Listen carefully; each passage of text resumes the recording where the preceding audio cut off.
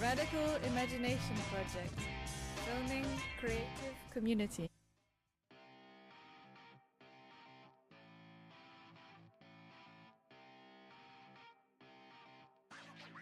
So James, the last time we were speaking, we were talking about ideas of your background, different things, and what you were seeing as being the situation in communities, or the problems that we need to be dealing with and stuff like that, and the general what's happening round about. In this session we were talking about doing the idea about the way forward. How do we model this stuff, the work that we're doing, and take all these issues into consideration to figure out what needs done first, and maybe how do we create the kind of solidarity we'll need to get all these groups working together, and to get people aiming towards some goals that they can agree on, some kind of working process. Because there's lots of good stuff going on. Yeah. But it's not going to be enough unless it starts speaking to each other to actually. So we're talking about changing institutional power. I'm not talking about the community or making people's lives better, or people getting the idea of living with the problems. What we want to do is try and solve the problems and make the kind of change. Now, you've been working with different projects and ideas like the Participatory Action Research and the Integration Network and different things like that. So it's the idea about how we can pull this stuff and try and make decisions about what's the most important thing we need to do now. What's the next step in going forward, and I think building a movement, basically. I think going back to what you were saying is looking at institutional powers. A lot of organisations are seen as institutionalised powers in their own right. So I've made a couple of notes on what I've been thinking, and I was saying that a lot of organisations can be seen as institutional bodies, or people believe to have some sort of power or some sort of kind of agency. And I think, our way forward is basically we need to stop domesticating people.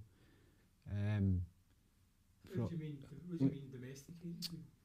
Well, from an agency or an organisation that is saying the legitimacy is for the community, then a lot of organisations are basically planting stuff rather than allowing the community to actually seed it.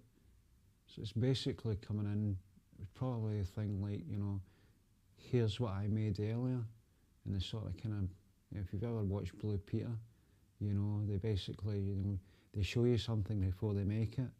And I think a lot of organisations and community services and stuff like that, are basically just, putting these ready-made, structures or ready-made, answers, rather than using the community as a seed to actually grow the answers and grow the way forward. So that, meaning by domesticating, is basically is giving the community, a sort of kind of an already prepared, solution, rather than the community, working to that solution. It was a bit like the Participatory Action Research, even though that was designed and led by the community. There was still obviously, an agenda behind that. There was a movement from an organisation that had to meet certain outcomes. So in a way that was basically moved to that direction. So that might be another example of kind of domesticating the community, by saying, we're the experts, we have the answers, And it comes back to that people are being subjects rather than being objects of change. And that is, we have to start, questioning, you know, the legitimacy of these organisations. Are they for the community? Are they for the funding?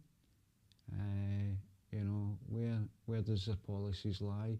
If somebody's saying that they're for social justice, you know, then we have to question, you know, these services that are saying that they're for social justice, or are they just, you know, domesticating? I mean, obviously you have to question that kind of stuff, but at the same time you could spend all your time questioning what these people are doing, and I mean, then you end up with a lot of analysis again and why the war's bad and the problems. But you know, without that kind of support, we don't have the capacity to put things in place for these things, because everybody's so involved in them in some way. You know, are involved in their own thing. You know, so getting rid of something that might be okay for people because it doesn't run along the lines of, you know, it's not quite the right thing that's seated in the community. You know, what do we put in its place? You know, if we're trying to get rid of these things, we need to sort of think about what do we put in its place. You know, how do we create the autonomous groups and interests that we need to replace these things? You know, how, in the way, like if you think of the farmhouse, at one point it was quite good and it was working for a couple of years because we didn't go the Grant Foundation idea and we didn't take too much to do with the council or anything else, and the council never bothered us much. So the project just thrived in the idea about people turning up every day and doing things, which is one way of going about it. But on the other hand, if you want to structure it in any way, you need a bit more commitment in that. And a lot of the time people don't want to give that commitment or don't. So you're basically doing stuff and it's quite good, but you're still in a position where it can be taken off you anytime you want, unless you put something in place to stop that happening. So it's a kind of rock and a hard place in lots of ways. You know, if you're talking about, you don't want to be slagging off things that are actually quite good and people are enjoying, even though they can't see what's behind them. Like the thing we were talking about last week, the ABCD, you know, the community development stuff, you know. So we have to make this transition between these ideas that you're talking about that people bring into the community to the idea where you can seed things in the community. How do we convert it? You know, how do we find the autonomy that we'll need to rebuild these institutions? That's the kind of question. It's not so much questioning what these people are doing. It's about how do we replace these ideas. I think just going back to what you're saying about the farmhouse and that as an example, it's not really like it's not slagging off organisations or slagging off, you know, people putting activities on, but it's a question of legitimacy, because, you know, you just mentioned the farmhouse. It was just a case of, you know, you never took any funding, you never went down that road. You basically, you know, it was just people turning up, and that's how it thrived, because people were basically the legitimate, you know, participants of that movement.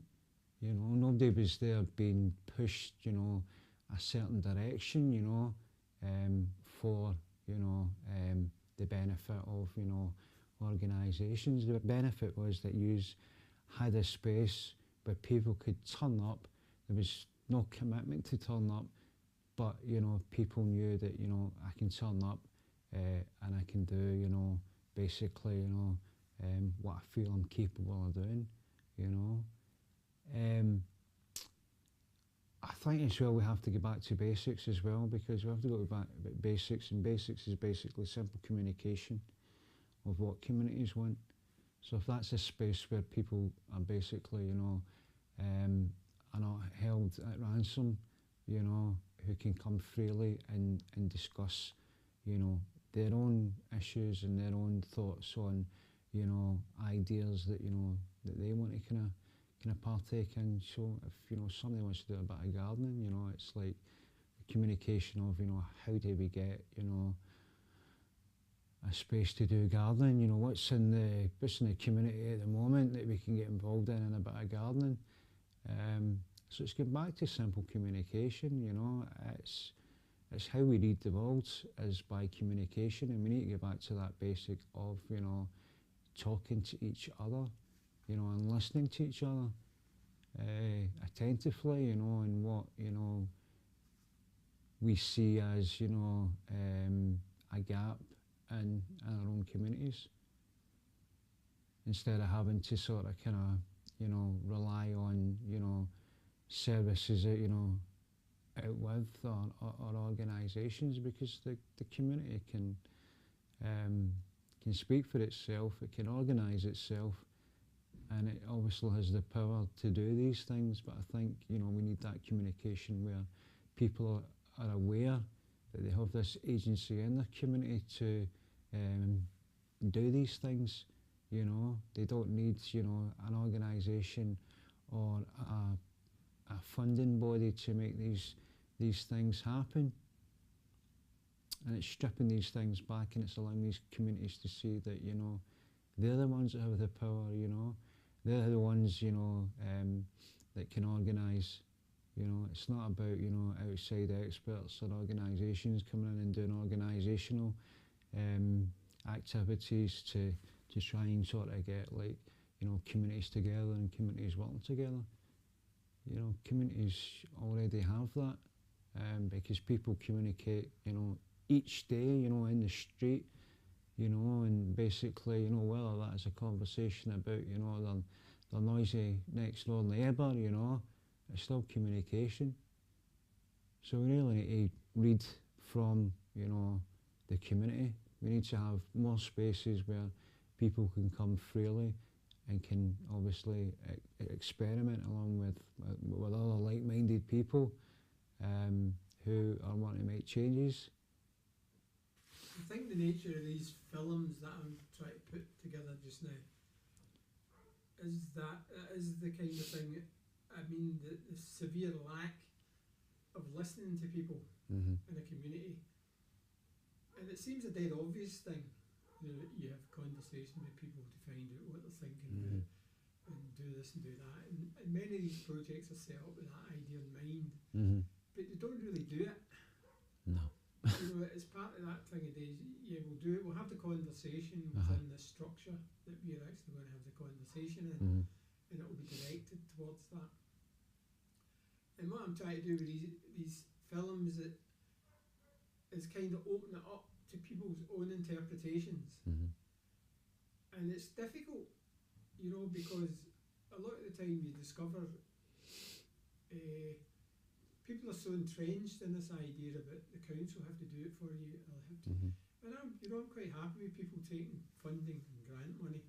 You know, it's our money, but you need to be able to control what the money's doing. You need to make the decisions about what the money's doing, not being answerable to some pen pusher or bean counter in an office somewhere, because you don't have to be doing it properly. Which is why a lot of the people with these organisational skills get the money. They can have pretty boring projects, but they get the money because they can deal with the finance, and that doesn't really come natural to people. But every time you talk to people, every time you interview somebody, you find another wee nuance that's completely different for your expectations of what you thought they were thinking about. And I think it's really examining lots of these wee nuances and the things that bug people and the things that fill up their day and don't allow them to do this. Because unless we can find these wee corners of what's going to get people engaged, we're always just going to be fighting the television.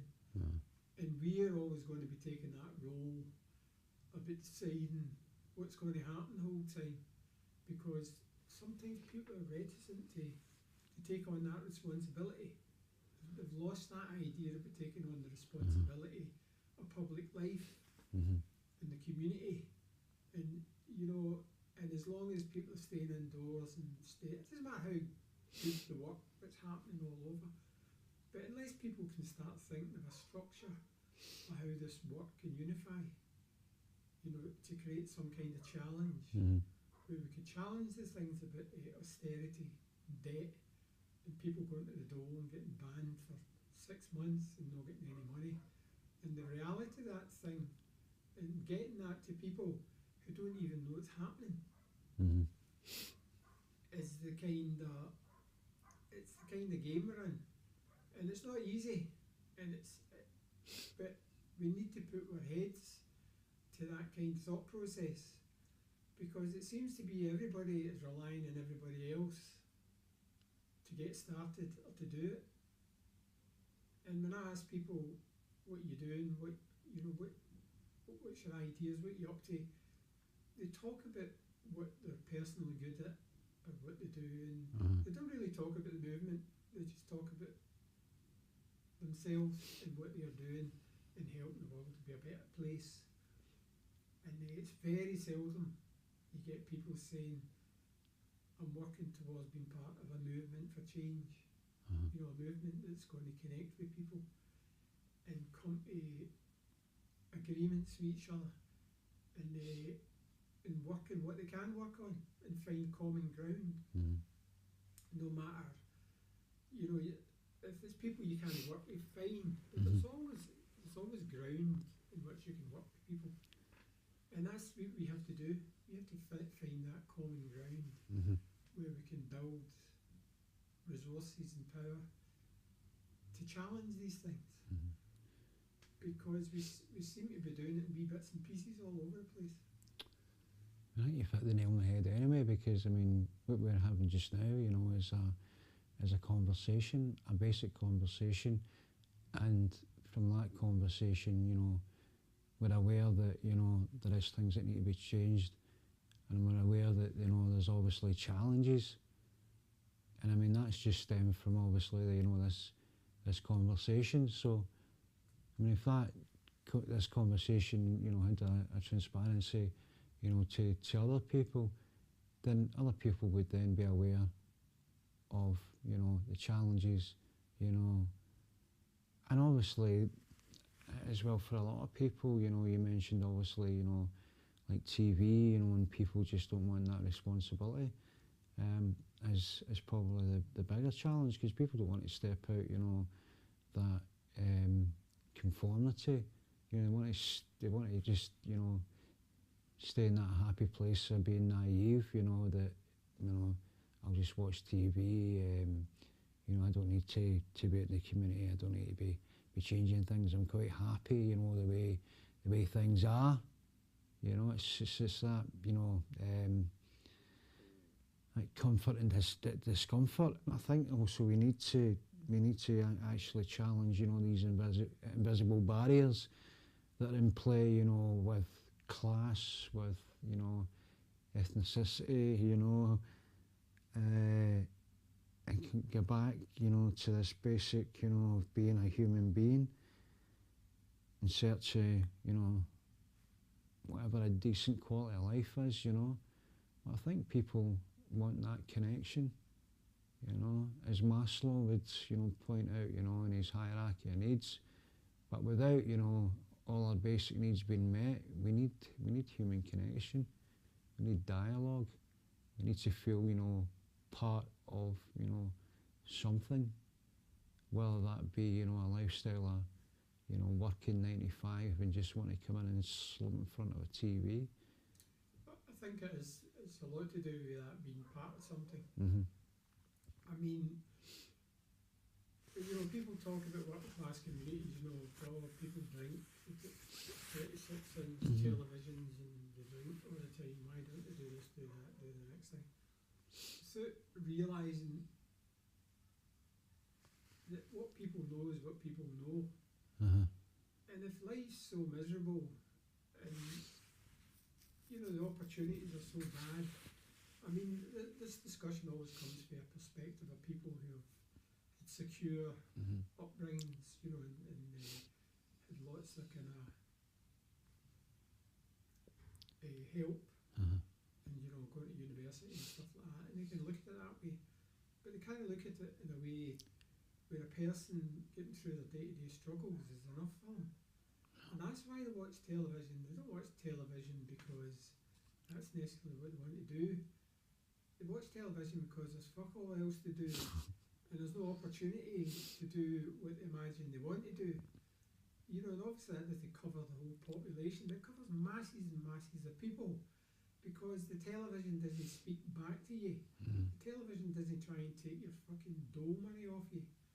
So the television makes you forget your debt, and it makes you forget your horrible job that you have to go back to the next day, and it makes you, you know what I mean?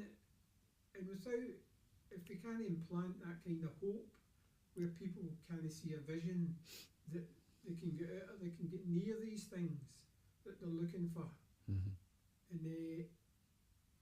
and if activists, however, go into communities and they don't understand that, and keep getting in and doing the same thing and protesting and writing manifestos about it, and it's never going to change, because you never find a trace of the people who have got the education, who've privileged to have the education, who have been through an education process.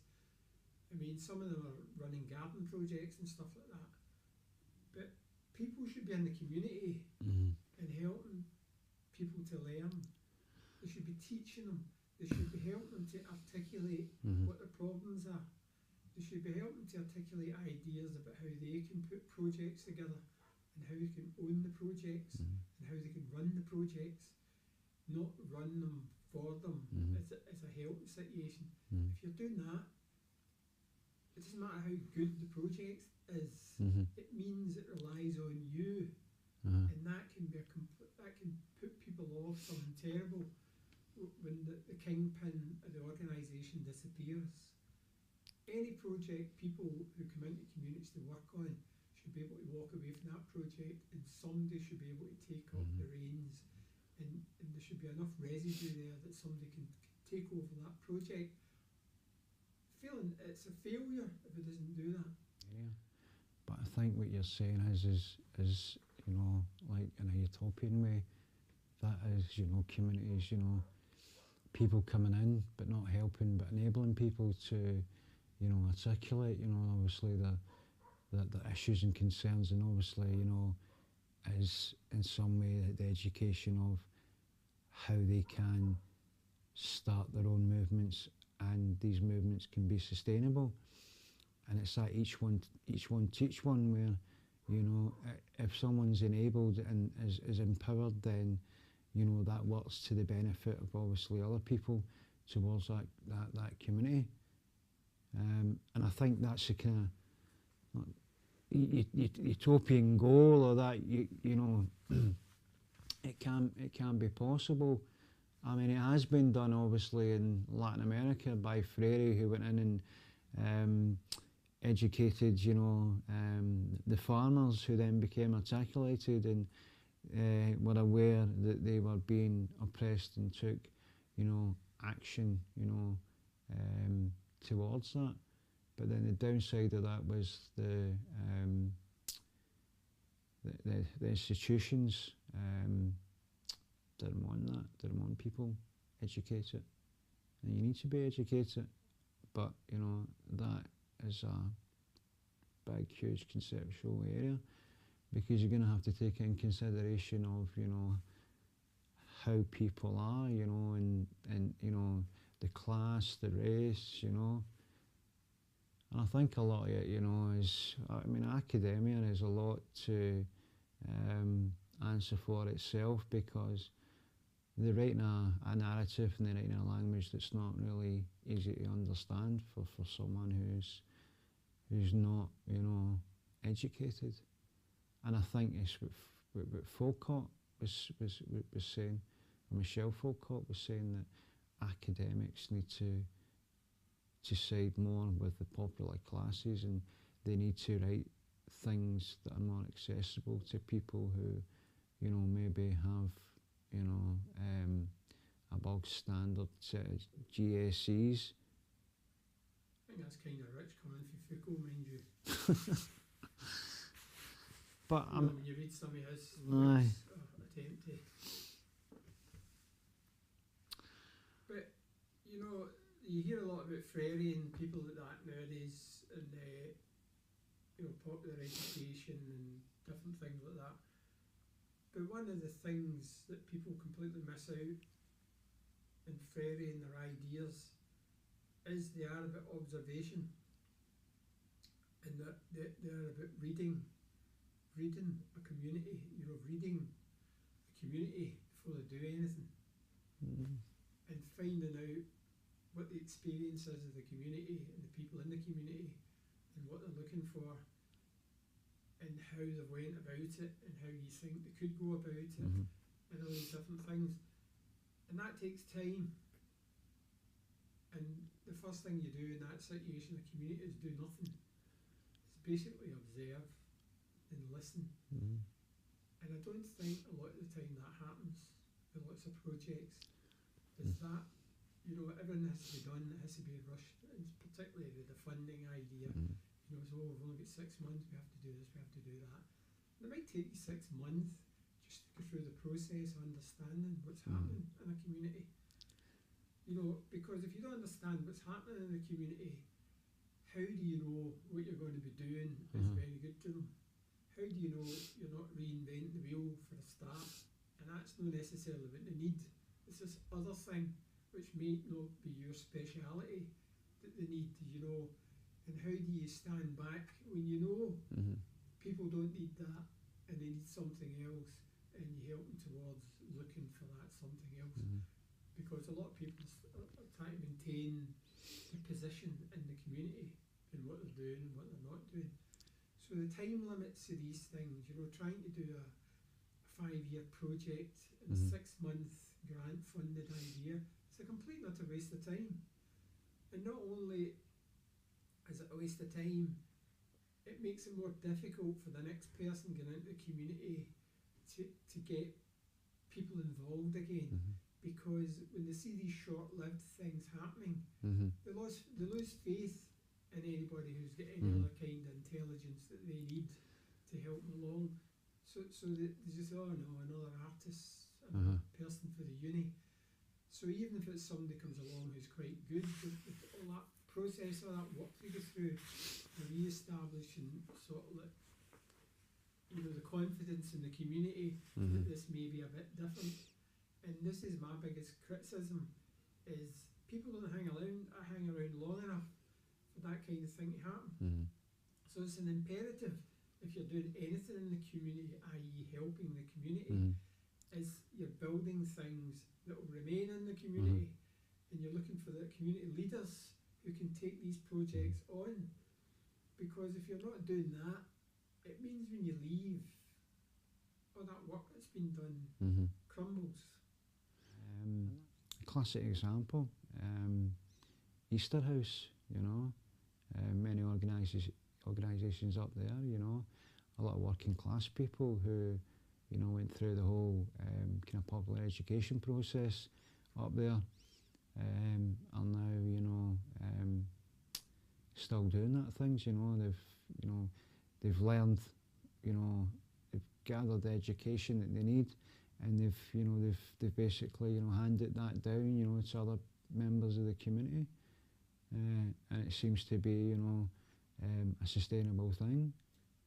I mean, saying that, Bob Holman, who's just died recently, who was an academic, I think he was educated in Oxford and whatever, who was living in, you know, comfortable place in England, and gave everything up. he just decided to move to Easter House. And then you know, started that project, but he moved to Easter House and he was there for 30 years. You know what I mean? And I mean, you're not going to people that kind of commitment, these kind of ideas, you know, these kind of but that's the way it should be. Well, that's the way it should be. These kind of principles have been set aside for careers and different things like that. And it happened a long time ago. You know, that people just says, well, I'm not willing to risk this anymore. My livelihood, my, you know, my education, this, that, and the next thing. And they started thinking about the self and all this kind of stuff. There's very few of these people around nowadays, but it's exactly the kind of people we need. And the only way you're going to find them is going into the community, because they're there, they're in the community. It's just a case of finding them, creating the right kind of stimulation that people will see this is worth their while. Do something here. So Antonio Gramsci talks about. He talks about the organic intellectual, and he talks about, you know, people from certain classes, but especially obviously people from, you know, lower classes, working classes, who go into academia, but yet, you know, they go away, they get graduated, but they come back and they pledge their allegiance to the class. I just think the example of that is probably maybe Bob Holman, who I think he came from obviously a working class background, but, you know, he committed himself to, you know, his classes, which was, you know, working class, lower class, and this is the idea of the organic intellectual who goes and, you know, gets educated, but he then comes back and commits himself to his environment, his class. And I think that, you know, if you're doing community work and stuff like that, if you're not committed, then you shouldn't be doing community work. You should go and be a postman or go and be a taxi driver, you know, because people need to be committed. A lot of people who are doing community development or community work for their own ends, for their own ego, you know, it's just to, you know, score points, you know, obviously in themselves, you know, I'm doing my bit for community, you know, I'm helping these people, but, you know, it's not about that. It should be just a natural process that, you know, you see there's things wrong, you know, things need to change, you know, and you don't need all the limelight, you don't need all the fuss, because Bob Holman is another classic example. You know, they wanted to give him a knighthood, but he refused it. The simple fact is, you know, this guy knew what, you know, community work was, you know, and, you know, the guy basically never took any credit whatsoever for helping the community, and that's the way it should be, you know. His idea was, you know, was getting people to sustain themselves, you know, for action, for change. And I think, you know, a lot of organisations and stuff like that, you know, are saying, you know, they're community orientated, but, you know, again, I question the legitimacy of, you know, are you doing this for yourselves, or are you doing this, you know, to actually, you know, sustain people, whether that be in poverty, whether that be in being sanctioned for benefits? Who are we empowering? So that was the idea, you know, the idea of the farmhouse, where you could put that building back into use as an education resource, but also using that process as an education. And through the process of building the building and the planning and everything else would inform what the building would get used for. You know, because I think what we need the spaces in the community where people can learn. The problem is with university, when people go to universities, they tend to sort of just get into that university thing, you know, and it's difficult because the language is there, the ideas, and there's all this kind of stuff. And sometimes coming back into a community, it's difficult to kind of unlearn that process, you know, and get back into understand. Because when you go into, for these kind of places, when you go into a community always looks dead boring. Always looks dead boring.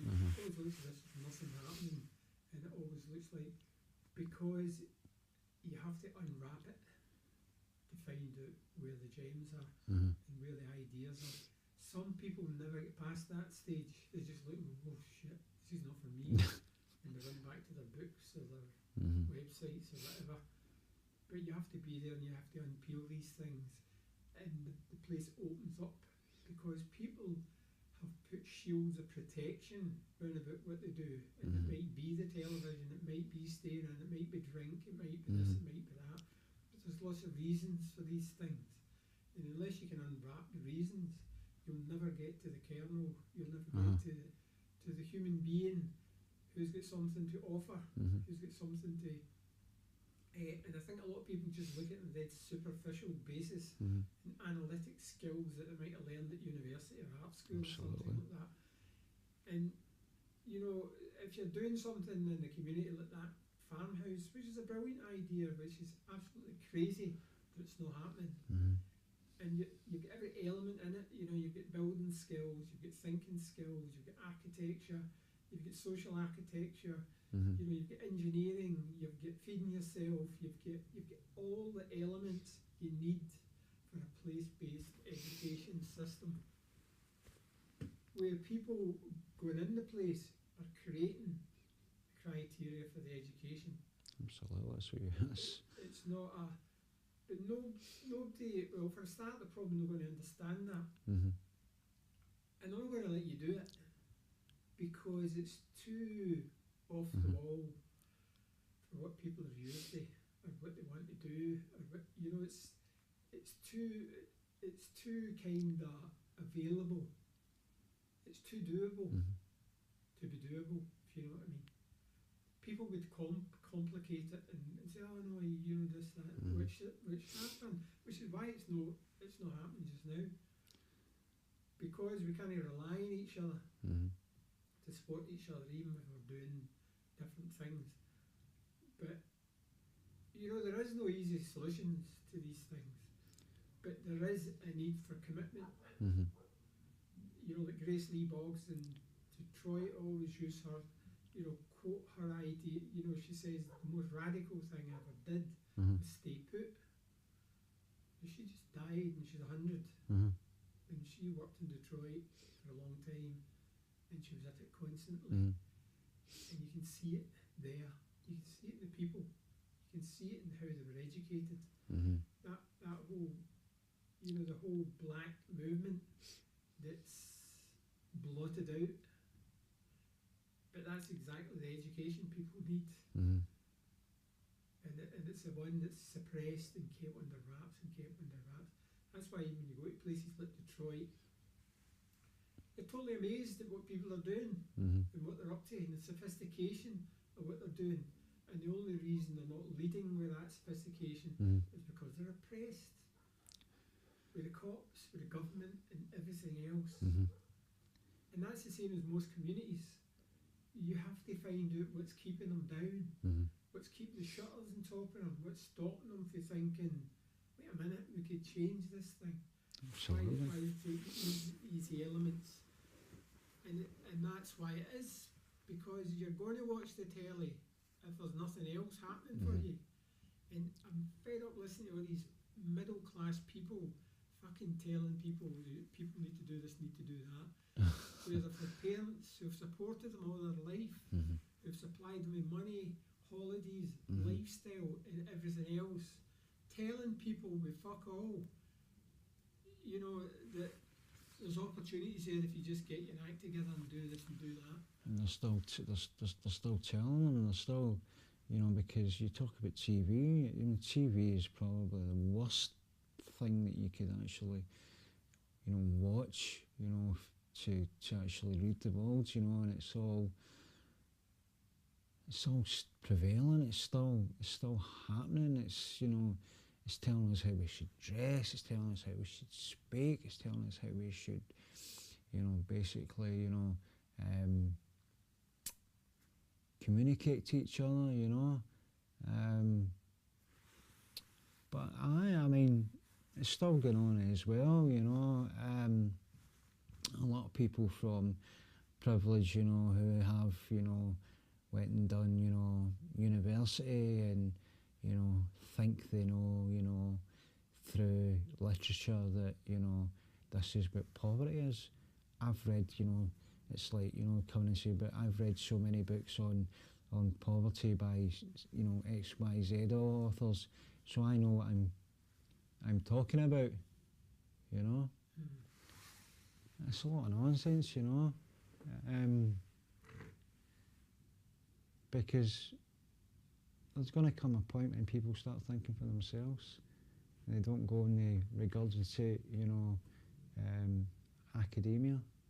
You know, people are going to start discovering, you know, their own critical thought, their own theories, you know, of why it is, you know, and, you know, these theories of, you know, popular education, A, B, C, D, are going to be obsolete because, you know, people, you know, have to question the legitimacy. These things will be questioned, you know, and people will start, you know, coming to the realisation that, you know, that they can do their own thinking, you know, and theory is basically just, you know, doing something, you know, and if it doesn't work out, it's going back, excuse me, it's going back to the boardroom and trying something different, back and forth, and then coming to that conclusion that, you know, well, we've done, you know, these certain things and these seem to work in that, and hey ho, we have a theory. You know, there's always going to be questions. You know, there's always going to be a lot of answers, but as I said before, I can't act on your behalf by saying that, you know, I have a solution or I have the way forward. The way forward lies, you know, and obviously probably the people that are watching this. You know, usually they're basically the masters, you know, of your own reality. You just have the questions, you know, and you have the legitimacy and you have the agency to question your life and to question what's around you. And I think the key purpose of that is finding people who can relate to that, who can experience that. Have you got one idea that you could add that sits in a wee tube going, do you know what I'd do? Talk. Have a conversation. Have a conversation with people that are in your community, you know. Find out if their reality is in some way, you know, in connotation to your own reality, whether that be if you're facing, you know, hardship. Is anybody else in your community facing hardship? You know, you've got to ask the questions. And when you have a conversation with that person and that person's telling you why they're in that hardship, then the both of you are on the right process to taking action, you know, out of that hardship. And that's what it is. It's basic communication. It's getting back to the basics of talking to each other, you know. And I think in some way that's unity, that's connection, is by talking, having a conversation. Not going in there with some mad philosophy or some mad, you know, theory from a book you've read. You know, it's about old-fashioned communication, you know, in basic problem solving. It's finding out, you know, what's going on. Is it the same as your reality? It's the only way that, you know, you're going to have answers.